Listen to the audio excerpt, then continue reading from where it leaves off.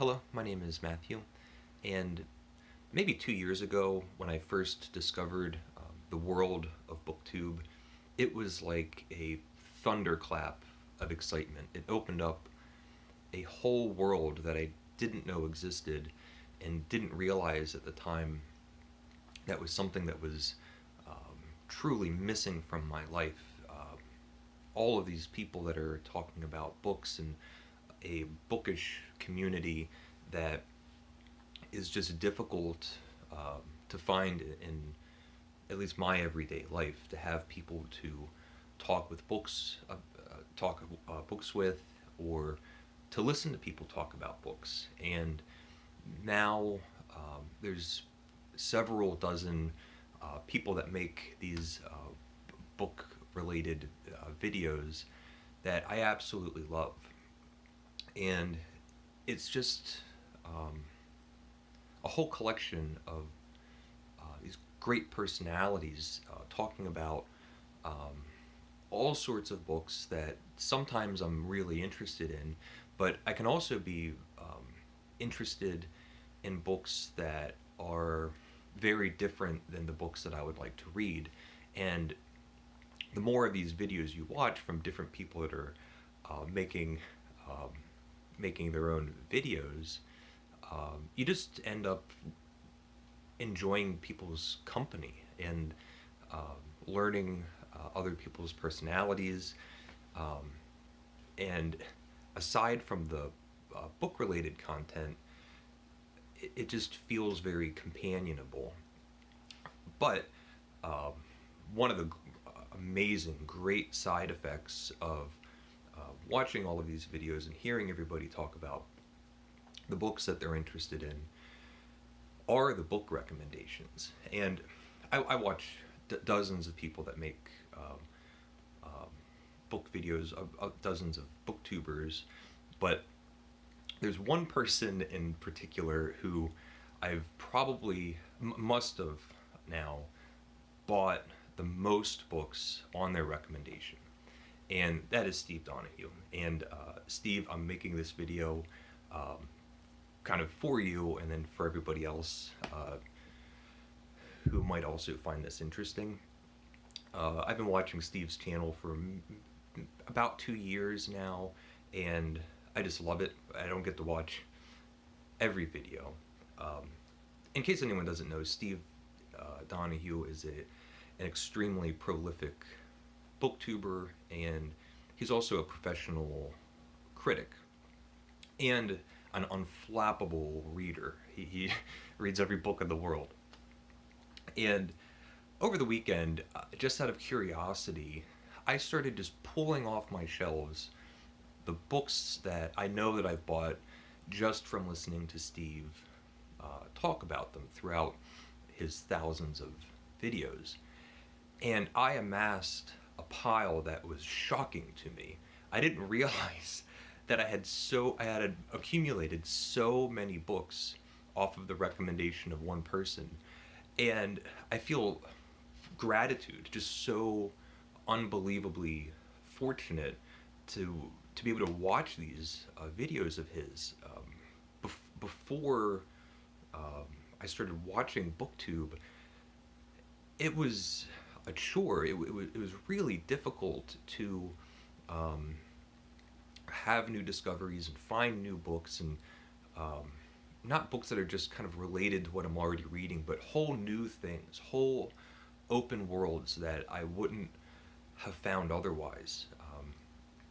And it's just so hard to find a resource that you can rely upon.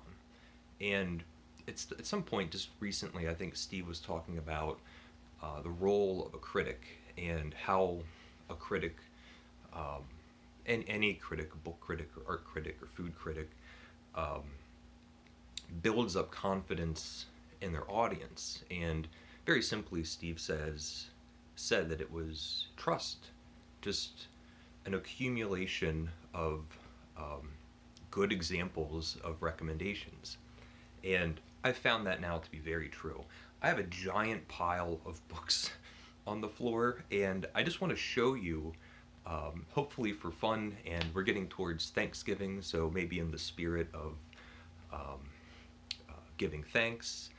Uh, Thank you, Steve, and I'll show you the books that I bought because of you. And the first one, I remember walking around a little bookshop. It was the Ivy, and seeing a new a new cover of Crime and Punishment that I hadn't seen before, and I picked it up, and to my astonishment, uh, Steve's name is on the cover, and I know he loves this, just loves it. But it's the Michael Katz translation of Crime and Punishment, and the other one along those lines is the Decameron by Boccaccio, translated by Wayne Rebhorn, and Steve's name is mentioned in one of the blurbs.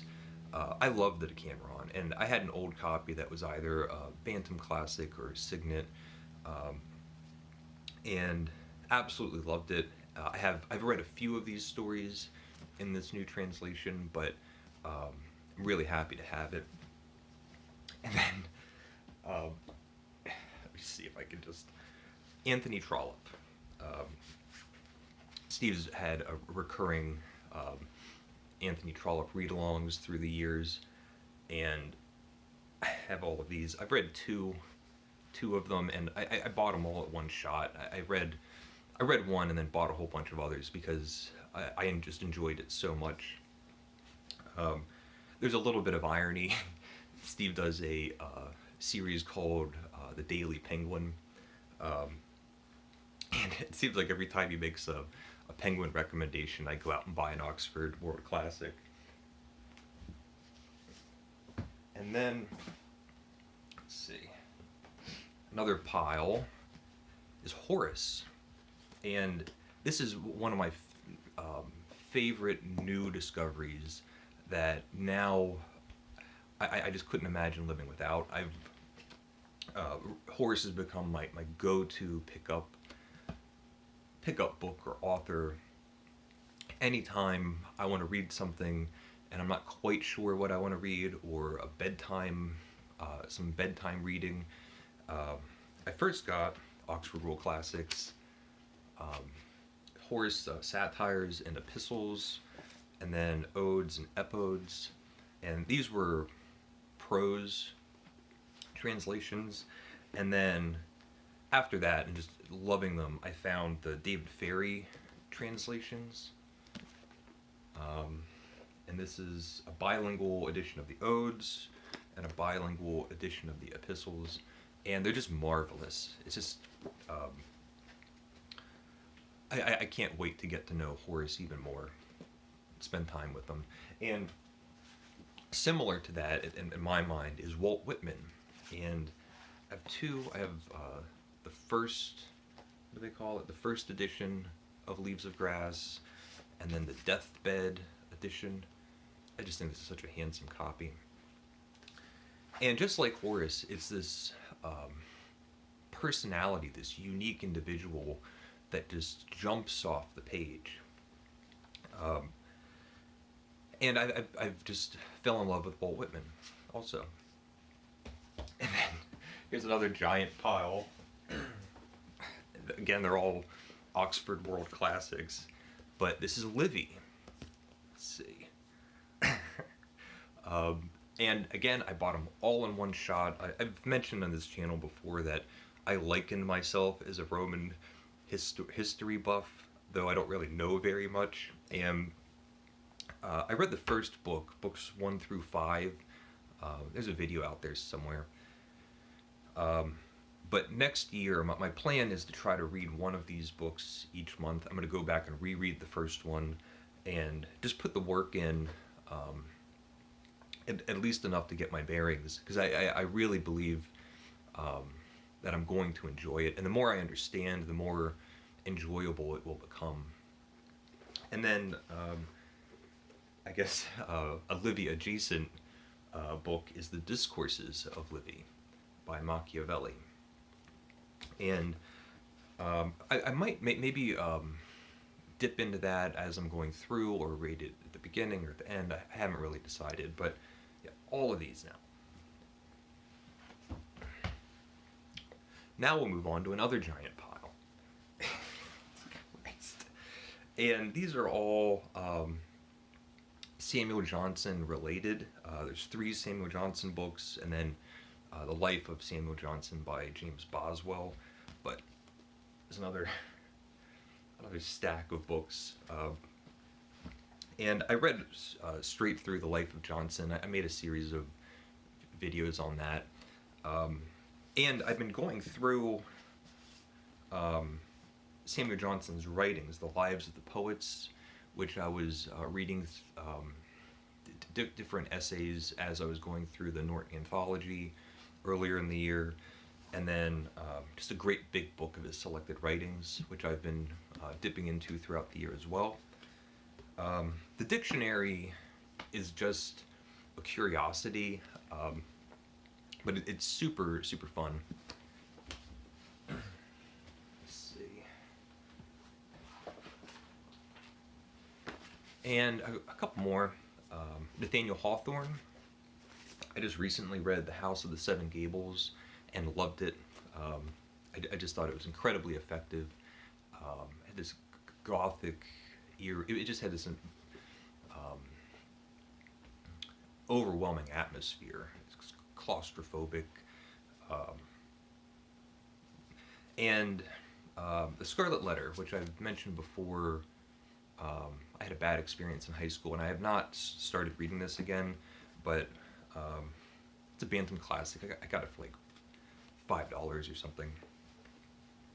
And one of my favorite new discoveries, which this is the thing that I never would have picked up, never would have heard of it, wouldn't have been on my radar in any way, but it's The Complete Little World of Don Camillo by Giovanni Guareschi. And it's these episodic stories of a hot-headed, two-fisted Italian priest who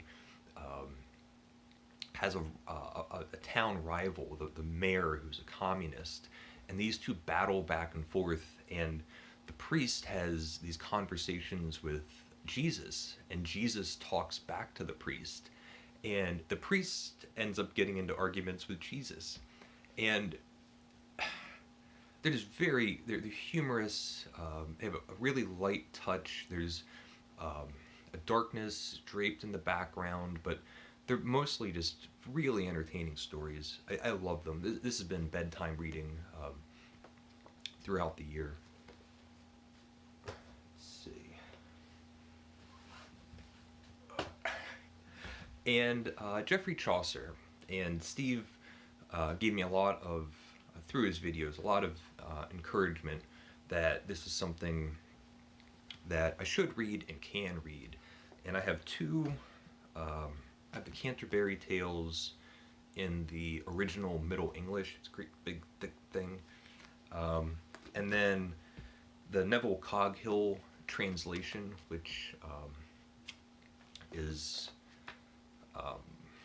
I can't remember, but I think it's abridged. It has to be abridged, which is in like more modern day English, more into modern day English translation. And I had a hard time reading the Middle English, and my game plan is to read the translation, get an understanding of each story that's at least in here, and then when I read the Middle English, knowing the story, I think it'll be an easier process. But it's one of my goals is to be able to read the Canterbury Tales in the Middle English straight through and have some level of comprehension and entertainment. 3 gigantic books. And these are 3 books that I, on my own devices, never would have bought. Wouldn't have really occurred to me, or at least not anytime soon. And there's no reason for me to really even have them, but I'll explain. Clarissa, or The History of a Young Lady by Samuel Richardson. absolute beast of a book. I think it's like 1,400 pages. I haven't read it yet. The Tale of Genji, again, a gigantic book. This is an Eastern. Both of these are considered really early examples of the novel form. Steve has praised both of these books as highly as he can. And then The American People, Volume 1, Search for My Heart by Larry Kramer. And this is a book that Steve had mentioned. Not only did he seem to love it and sing its praises, but when he was talking about it and said that this is one of those curiosities where he loves it but doesn't know who he could recommend it to. And so it's, I don't even know what it's about yet, specifically, but the way that he described it made me think, well, that sounds like it's right up my alley. And I haven't read this either. But the reason that I would go out and buy these in particular, even though I know I'm not going to read them anytime in the immediate future, is just that they're available. A book like this, which I'm sure isn't cheap to make, any one of these, is not on any bestseller list or anything like that. And I just wanted to get copies while I could. A year from now, there's a very good chance that they'll be out of print and maybe will never be made again, especially with digital formatting. And I wanted my own physical copies.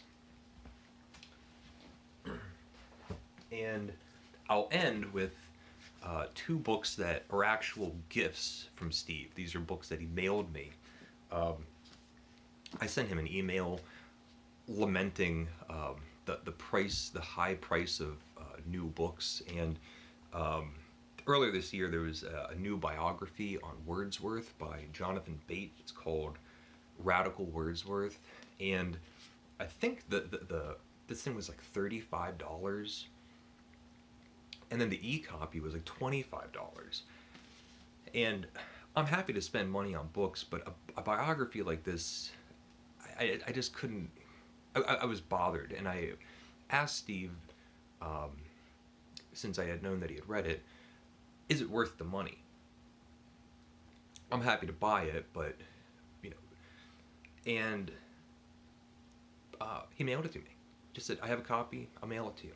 And along with that, he also sent me another Wordsworth biography, which I still need to read, simply called Wordsworth, A Life by Stephen Gill. Wordsworth is just one of my favorite writers and poets. And I think that's it. It's more than enough. So two years worth of book recommendations, and I'm full of. I feel very lucky to be able to watch Steve's videos. I don't want to just make Steve's head any bigger, but it goes for so many other booktubers that I watch and buy books from. This is probably the most amount, but it's just amazing to be able to watch these videos and learn so much and discover so many new things and meet new people and also be tremendously entertained. I just love it. So we're in the Thanksgiving season, and this is a thank you message for all of the new books to me, all of these wonderful books that I've discovered from Steve watching your videos. So a big thank you. Hopefully this is interesting to everybody else. Please leave a comment about anything you would like, any of the books that I've talked about, or just maybe your thoughts on BookTube in general or booktubers. it's just so great. I just love it. So thank you to everyone out there watching as well. Thank you. Please leave a comment if you would like, and take care.